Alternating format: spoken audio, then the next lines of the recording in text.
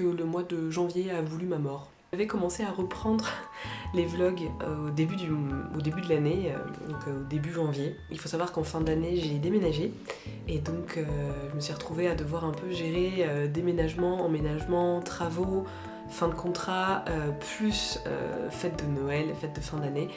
Donc ça a été un mois de décembre qui a été vraiment éreintant. Et donc j'ai pensé naïvement que j'allais pouvoir commencer l'année de 2025 en pleine forme. Et en fait j'ai été terrassée, mais littéralement terrassée par la grippe, comme des milliers de Français en ce moment. Donc non, en fait, vraiment, j'ai commencé janvier malade. Juste après les fêtes de Noël, en fait, on s'est écroulé avec mon mari. Et quand j'ai commencé à remonter la pente, là je me suis dit allez, je reprends le taf, je reprends les vlogs. Et je me suis réeffondrée et là je sors de 2 longues semaines à être au fond du lit avec de la fièvre, au bout de ma vie, bref. C'était une expérience absolument merveilleuse, j'ai adoré commencer l'année comme ça. Bon, du coup, quoi de neuf pour 2025 ? J'ai pas mal réfléchi à ce que j'avais envie que les vlogs soient pour 2025. J'ai vraiment le désir en fait de créer des vlogs peut-être un peu plus au jour le jour. Pourquoi je vais pouvoir me permettre de faire ça cette année ? Parce que pour le moment en tout cas, mon année 2025 s'annonce être plus calme que ce qui était prévu. L'année 2024 a été très très chargée d'un point de vue travail freelance. Et j'ai décidé que plutôt que de me stresser dès le début d'année à être en panique et à trouver des contrats à droite à gauche, parce que c'est un peu ça la vie d'un freelance aussi, c'est que tu dois toujours essayer de trouver un nouveau contrat pour t'assurer d'avoir des revenus après. J'ai vraiment envie d'axer cette année 2025 dans la concrétisation de mes projets. Vous n'êtes pas sans le savoir, vous m'avez à la base suivi par rapport à la création de mon livre jeunesse, de mes projets en tant qu'illustratrice, et au final mon freelance a été un vrai raz-de-marée en 2024. Et ça fait quand même pas mal d'années que je laisse mon freelance énormément empiéter sur mes projets perso. Et je vous avoue que là, 2025, j'ai un peu envie de leur laisser un peu plus de place. Et il s'avère que mon début d'année s'avère être calme. Est-ce le calme avant la tempête ? Je ne sais pas, mais en attendant, grâce à ce calme dont je peux bénéficier aujourd'hui, j'ai vraiment envie de me lancer à fond dans mes projets perso. Ok, alors qu'est-ce qu'il va y avoir dans mes nouveaux vlogs ? Beaucoup de choses. Je me suis listé une série en fait de projets que j'avais envie de réaliser pour l'année 2025. J'ai tendance à toujours m'en mettre beaucoup, donc je les ai réduits. Et surtout, j'ai catégorisé en projets prioritaires, projets secondaires. Mon objectif cette année, c'est de réaliser les projets prioritaires, bien évidemment. Si j'arrive à faire les secondaires, c'est génial. Sinon, c'est pas grave. Déjà, si j'arrive à faire la moitié des prioritaires, c'est très bien. Évidemment que j'ai envie de vous emmener avec moi, que j'ai envie de vous montrer ça. Les 2 projets vraiment prioritaires qui me tiennent énormément à cœur cette année, que j'ai envie de réaliser, sachant que j'avais déjà lancé ça en fin d'année, c'est la publication de mes textes et notamment la publication aussi des illustrations liées à mes textes, sachant que l'un ne va pas sans l'autre. J'ai toujours aimé l'idée d'illustrer des textes, des pensées, ce genre de choses, et comme à côté j'écris, je me suis dit que ça pourrait être intéressant de combiner les deux, parce que ça m'intéresse de publier mes illustrations, mais j'ai toujours du mal à me lancer dans une illustration s'il n'y a pas un message derrière, s'il n'y a pas quelque chose derrière. Et d'un autre côté, j'ai toujours eu l'envie de partager mes textes, mais c'est pas la direction que j'ai envie de prendre spécialement entre guillemets pour ma entre guillemets carrière, d'un point de vue où je veux pas publier des textes juste pour publier des textes. Mon cœur de métier c'est le dessin, c'est l'illustration, donc que à côté j'écrive, c'est pour moi un truc en plus en fait. Donc ça s'est fait assez naturellement dans ma tête un jour en y réfléchissant, que je me suis dit que j'avais envie en fait de combiner en fait ces 2 choses, et je m'en rends vraiment de plus en plus compte avec le temps. C'est un projet qui me tient énormément à cœur. J'avais déjà commencé, je vous avais notamment fait suivre l'illustration de ma première couverture de texte. Et donc ça, typiquement, c'est un projet pour 2025 qui va perdurer, qui va prendre beaucoup de place. Pourquoi ? Parce que je veux continuer d'illustrer mes textes, je veux aussi les partager et j'ai vraiment envie de communiquer là-dessus et même d'aller un petit peu plus loin. Pour le moment, j'ai beaucoup réfléchi, je me suis beaucoup posée en fin d'année sur qu'est-ce que j'avais envie de professionnaliser, entre guillemets, ou pas. Et je vous avoue que pour le moment, mes projets perso, j'ai vraiment envie d'y aller genre pour le fun. J'ai envie de me donner un cadre parce que je veux pas partir en roue libre et j'ai envie d'être assez productive entre guillemets pendant cette période de travail là. Mais pour autant, j'ai pas envie de me mettre une to-do list avec plein de petits checkpoints à respecter et tout vous classer ça dans des vlogs. Le deuxième projet que j'ai vraiment hâte là de me lancer, que j'ai vraiment hâte de commencer et qui je pense peut être pas mal pour vous à découvrir, c'est que je vais refaire entièrement mon book d'illustratrice jeunesse. Aujourd'hui, j'ai beaucoup d'illustrations que je réalise moi pour le plaisir ou que j'ai pu réaliser à l'époque, mais je n'ai pas de véritable book d'illustratrice jeunesse avec un vrai fil conducteur, avec une vraie cohérence. C'est quelque chose qui me tenait assez à cœur, surtout qu'entre-temps mon style a beaucoup changé. J'ai vraiment envie aussi, à travers ce book, sortir de ma zone de confort en termes d'illustration pour tenter de nouvelles choses, les intégrer et montrer aussi de quoi je suis capable et redécouvrir moi de quoi je suis capable. C'est les deux projets que j'ai vraiment envie de mettre à fond en avant. Le premier pour le fun, et parce que je ressens le besoin aussi, je pense, d'un peu plus m'exprimer et de oser aussi faire la démarche de m'exprimer à travers mon écrit et mon dessin. Et le book illustratrice jeunesse parce que j'ai vraiment envie cette année de profiter. En fait, j'ai vraiment envie de profiter du fait que pour le moment mon année va être calme. C'est le moment. C'est le moment idéal du coup pour que je me lance parce que ça veut dire que j'ai le temps devant moi, donc ça veut dire que je peux prendre le temps dans mes journées, passer le temps à réfléchir à ces choses-là, à démarcher, à envoyer mon book et j'ai vraiment envie, je pense sincèrement que si c'est pas maintenant, je vais pas attendre que j'ai d'autres tonnes de travail qui tombent pour m'y mettre. J'ai l'impression d'avoir fait une intro qui dure 6 heures et que j'ai dit même pas la moitié de ce que j'avais à dire.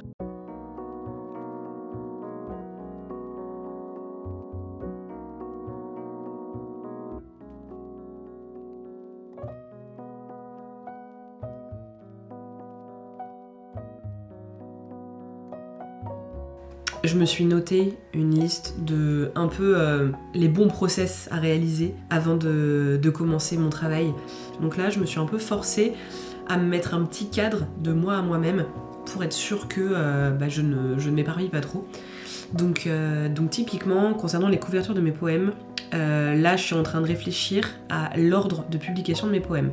Parce que forcément, en déterminant l'ordre de publication de mes poèmes, je vais pouvoir aussi moi savoir lequel a une priorité, sachant que j'ai envie de... Pour l'instant, mon seul objectif est de faire une couverture illustrée par texte, mais je m'étais laissé l'opportunité, si jamais j'ai un texte qui est plus court ou une scène qui le permet ou qui me donne envie, j'aimerais faire une illustration un petit peu plus poussée, un peu plus...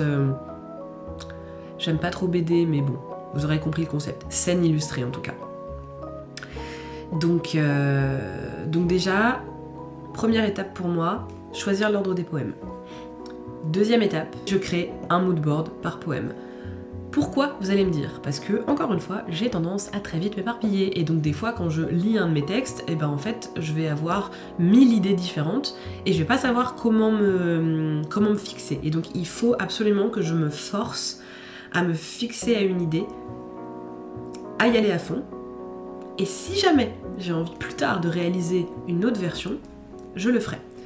C'est aussi une des raisons pour lesquelles je veux vraiment faire ce projet-là un peu en mode chill et un peu en mode pour le fun, pour le perso, parce que justement j'ai envie de me laisser l'opportunité de refaire si j'aime pas et de pas me mettre la pression de la deadline, de pas me dire ah non mais il faut absolument qu'un professionnel qui voit mon travail sache que c'est le projet fini. Non, donc ça se trouve vous aurez 5 versions différentes de la couverture d'un seul et même poème, peut-être, et peut-être pas. Et ensuite, il faut absolument que je réfléchisse au contenu que je voudrais publier lié à ce poème. Parce que oui, je fais ça pour le fun, mais j'ai quand même envie qu'on voit mon travail. Ça va quand même servir, entre guillemets, à mon portfolio, cette histoire. Et j'ai pas envie de simplement poster la couverture, le texte qui va avec, et basta, on passe au suivant. J'ai vraiment envie d'alimenter ce contenu, parce que c'est pas seulement un texte, c'est quelque chose de... Ça résonne avec beaucoup d'autres choses et donc j'ai vraiment envie de travailler cette partie-là. Donc, et d'y réfléchir en fait, et de mettre de la créativité aussi dans le partage de ce texte-là. Ça fait très longtemps que je me suis pas penchée sur la création de contenu. C'est vraiment quelque chose que j'aime bien y réfléchir, mais j'aime pas le réaliser, donc il faut vraiment que je trouve un moyen de rendre ça fun et plaisant. Mais ça va être cool. Ça va être cool, on espère. De toute façon, je vous tiens au courant. On a un petit chat qui a trouvé sa cachette préférée. Coucou ma bibi. Petit cœur. Elle adore se réfugier là. C'est son nouveau spot préféré dans la maison. Mais vraiment, elle se cache sous une gigantesque peluche. C'est pas trop mignon. J'ai bien avancé concernant mes textes. Ça y est, j'ai relu tous les textes que j'avais pu écrire. Et un petit bourdon.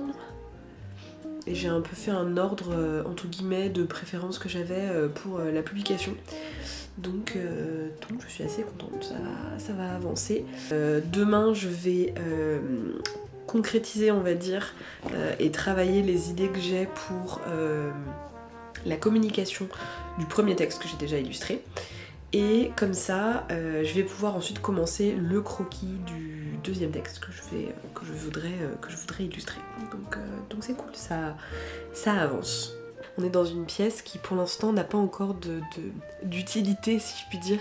Elle nous sert surtout de débarras. Et j'ai enlevé le papier peint, ce qui fait que du coup les murs sont immondes. Il faut que je nettoie les murs avant de mettre une peinture.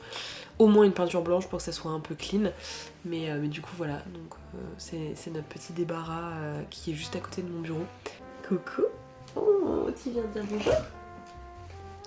Coucou. Oh mon bébé, t'es tout fatigué. Elle est trop mignonne. Vous avez de la chance, c'est rare de la voir. J'ai beaucoup réfléchi à comment est-ce que j'allais communiquer et surtout si je restais ou pas sur mon compte Instagram. Est-ce que j'en crée un autre? Je vais pas vous mentir, je n'en sais rien encore. Alors je pense que le vlog sortira probablement après que j'ai décidé de poster mon texte. Mais il y a une part de moi qui a vraiment pas envie de me rebattre avec des algos et à trouver des abonnés, etc. Donc il y a une part de moi qui a très envie en fait de le partager là sur mon compte que j'ai aujourd'hui. Maintenant j'y ai pensé, quid de mon travail en tant qu'illustratrice jeunesse. Même si je reste illustratrice dans les deux cas, c'est quand même deux secteurs qui sont très différents et les thèmes abordés sont très différents. Donc je me demande si je ne vais pas en fait me créer un profil dédié à mon portfolio illustratrice jeunesse, si jamais j'en ressens le besoin. Et dans ce cas, garder mon profil actuel pour mes textes et mon travail, ma vie en général, sachant que comme sur mon profil aujourd'hui je poste quand même des choses de ma vie perso avec mes petits dumps de la semaine, bah c'est déjà pas de base un profil professionnel, donc je peux me permettre de mettre mes illus comme ça et mes textes, alors que si je décide de faire un profil beaucoup plus professionnel, ça serait uniquement dans le but de me créer un portfolio en ligne en fait, en tant qu'illustratrice jeunesse. Donc je pense que pour l'instant je vais rester comme ça. J'ai mon retour caméra qui ne... C'est pas qu'il fonctionne plus, c'est qu'il est vert. C'est arrivé du jour au lendemain. Le programme de la journée, il est assez simple au final. Maintenant que j'ai choisi les textes que j'avais envie d'illustrer et que j'ai réfléchi un peu à comment j'avais aussi envie de les développer, maintenant il faut que je réfléchisse à comment concrètement communiquer sur les réseaux sociaux à travers cette matière. Et ça c'est le plus difficile parce que en fait partager de l'écrit sur Instagram, c'est vraiment pas intuitif. Donc faut que je fasse en fait un essai un peu visuel de toutes les options que j'ai devant moi et voir un peu laquelle fonctionnerait pas.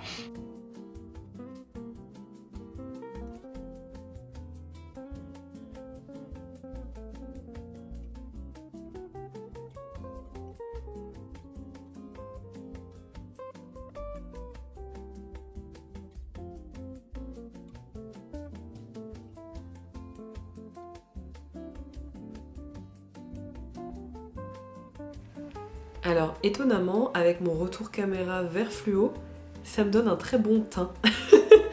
Donc bon, j'ai bien avancé sur ma recherche de contenu de réseaux sociaux, j'ai trouvé pas mal d'idées qui me plaisent bien et j'ai mis, je crois que j'ai dû mettre 2 heures de mon temps aujourd'hui à rechercher la police d'écriture parfaite.